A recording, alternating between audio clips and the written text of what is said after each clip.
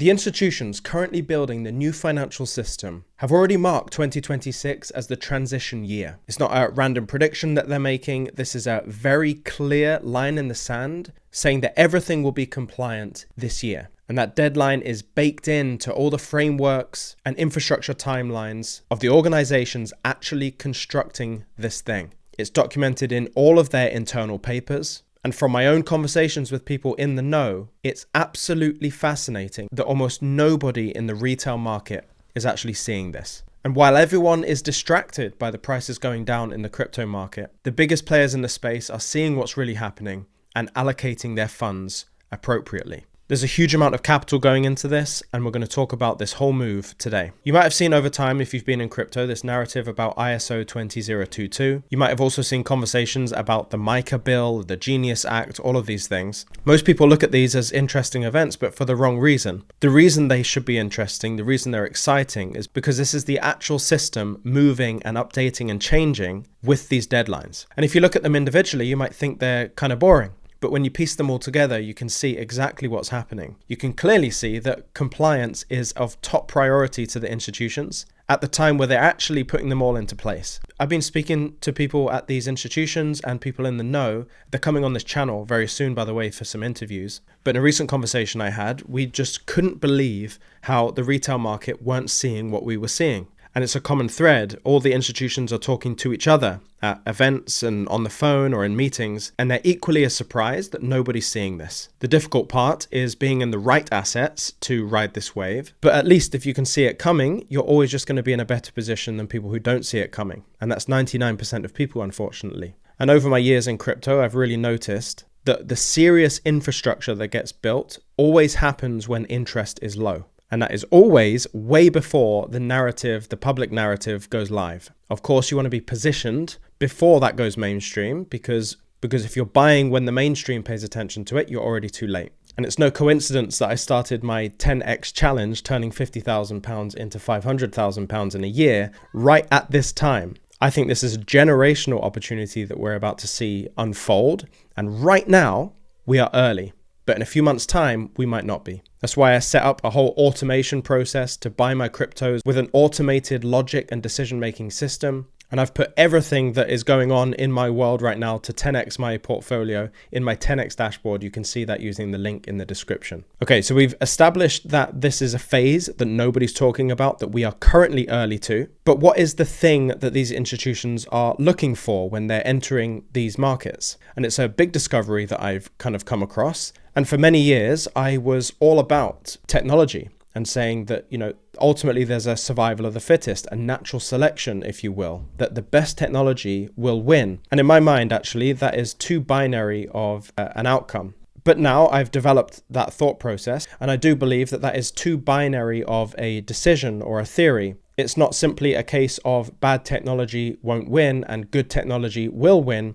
Is a lot more nuanced than that. And I've actually pinpointed the nuance. The nuance is compliance and privacy. Above the quality of the technology or how well the technology does, if the token or if the project is compliant and is private to the degree that the institutions need, they have a higher likelihood of being chosen. I'll say that again, but I'll add some information. If the project is fully compliant and private, it will do better than a technology that's better, but without the compliance. So if you can find a project that's meeting the compliance criteria, the privacy criteria, and it's good at its job, it is so well positioned to continue adding value to itself over time. Surprise, surprise, that's not very many assets. I don't know if you've ever watched the TV show Traitors, but it's massive here in the UK and it's spreading all around the world. Essentially, you give special information to 3 or 4 people in a group of people, and the rest of the people involved don't have the same information. I think you can also call this game Mafia in the US. The 3 people are assigned as traitors or mafia bosses, and every day they can murder one of the other people without the information. The people without the information have to try and figure it out. Even though they outnumber drastically the traitors or the mafia, typically the traitors will win because they have this extra information. It's the same thing that happens right now. You understanding that compliance and privacy are of utmost importance to the institutions is giving you that information that puts you ahead of the 99%. The fact that you know this means that you can focus on assets that are compliant and private and good at their job. The odds of you succeeding with this information just skyrocketed. So just because a crypto has a really strong community, or it's the loudest, or everyone's excited about it, means absolutely nothing for whether the institutions are going to adopt it or not. All they care about primarily is compliance and privacy. If it's really good at its job in addition to that, wonderful, but that's not the priority for them. Now, we've talked about this phase that we're in right now, which is this prime opportunity of infrastructure being laid for real. Now, and then we've also talked about what the institutions want to see from an asset, which isn't quite what you expect. But now I want to talk about the fact that we're in March already, and this year is going to slip away from us very quickly, because we're about to be 25% done with this entire year,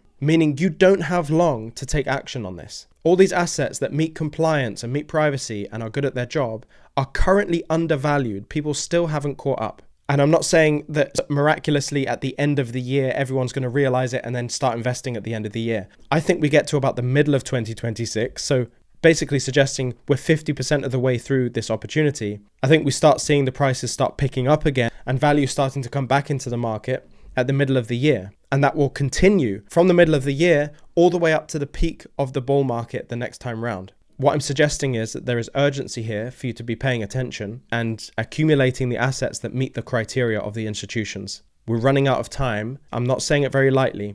We're running out of time. I'm so thankful that my strategy is performing really well. I've been buying these assets at really good moments. That's thanks to a really solid strategy that I've developed with AI here. As it stands right now, I have made 3 out of the 15 purchases that I plan to make. But if we've got orders that haven't been filled and we're getting close to the middle of the year, I'm probably going to start manually triggering some of those to get my orders in. I really don't think there's much time. So I guess I want to issue a warning here. And that is, if you look at your portfolio right now and you've been holding on and you've been ignoring the fact that we've been in a bear market and we're almost coming to the end of the bear market and the prices are going to start going up, you're potentially in a position where you miss out on this generational opportunity to accumulate assets. Reflect on the assets that you have and the communities around them. If the communities you've been in have been continually bullish and outrageously bullish, even as the prices have been going down, this is something to watch out for. It's likely that you're in an echo chamber. I don't mean to call you out on that. I'm really here and concerned about your ability to make a load of money this bull run, and we're running out of opportunity. Try not to get caught up in narratives and actually build real strategies for accumulation and real strategies for taking profits when the time comes. Secondly, you must understand that this is a rare opportunity for accumulation. These moments don't come around very often, and if my working thesis right now is true, then this may be one of the last remaining accumulation phases that we get pre-new financial system. If you're looking for accumulation in infrastructure assets after this point, after 2026, I think you're going to be playing a game that's not worth it anymore. You're going to have to find another asset class to invest in or the next big opportunity. Thirdly, I want you to remove your emotions and set up automated systems. If you tend to buy cryptos or sell cryptos at very emotional times, it sounds to me like you need a system. And if you're going to use a system, use one that makes sense logically. I'm very thankful for the skills I've developed in AI, so I'm able to develop these plans and set up automations in that way. But at the very least, set price alerts and promises to yourself that you will sell or buy at certain times, and do it regardless of your emotions. As I mentioned, I buy all of my crypto through Caleb & Brown. Caleb & Brown are the best in class. I will never leave them. They're incredible. The custody is amazing. The experience of being a customer of Caleb & Brown is amazing too. I speak with my broker all the time, and he sets up the orders for me, makes the purchases for me, makes sales for me, and I can do it just from my phone. The link for Caleb & Brown is in the description. I highly urge you to create an account and move your assets over to Caleb & Brown. If you're in the UK, you'll know that it's such a headache because they don't have Caleb & Brown in the UK, but I have word from a little birdie that that may be happening very soon. If you want to register for the wait list, I will tell you before anyone else tells you online or anything that they're in the UK and you can create your account. I've got a wait list. If you click the link in the description, fill out your name and your email on the wait list, and I'll get in touch with you as soon as I hear the news. If you want to have a look at my stock portfolio and actually even copy my stock trading, you can go over to eToro. The link is in the description as well. They are great for stocks and certainly for the copy trading part as well. Now, obviously, I've been talking a lot about these compliant and private assets that are going to be chosen. Obviously, I've positioned my portfolio in those assets. If you want to get ahead and see the ones that I've chosen for the reasons I've chosen them, you can go to the 10x dashboard and see the exact assets I bought, the prices I bought on them, even the fees that I paid for my purchases. Everything is completely transparent in the 10x challenge. You can see it all on my 10x challenge dashboard. The link is in the description as well. I'll be back very soon with an update on my progress in this challenge to see how much money we've made. Subscribe to this channel if you want to see more from me. Share it with a friend if you found it useful. I'll see you in the next one.